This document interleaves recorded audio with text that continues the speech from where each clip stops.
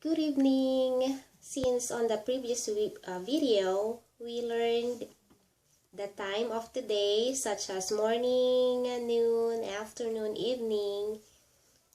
Tonight, we're going to learn a few words, and that would be breakfast, lunch, snack, and dinner. And you could find those words down below. So you could say the words with me. Let's start with breakfast. To say breakfast, that would be almusal. Almusal. Almusal. To have breakfast is to have almusal. And lunch, that's tanghalian.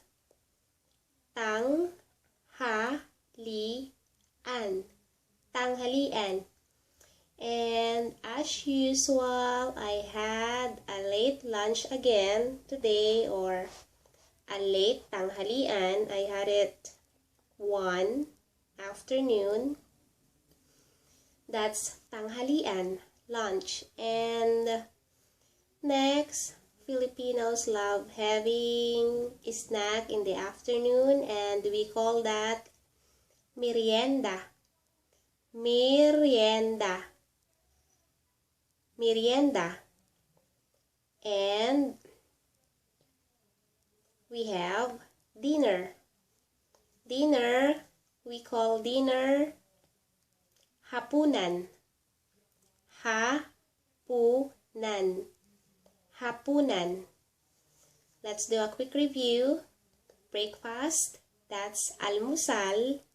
And I'm not used to having almusal or breakfast. I just have tea or coffee in the morning.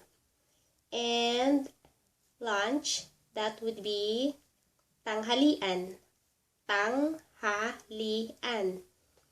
And a light snack in the afternoon, Miryenda. Miryenda. Miryenda. And last word we have is dinner, which is hapunan. Hapunan. Hapunan. That's it for tonight. Bye-bye.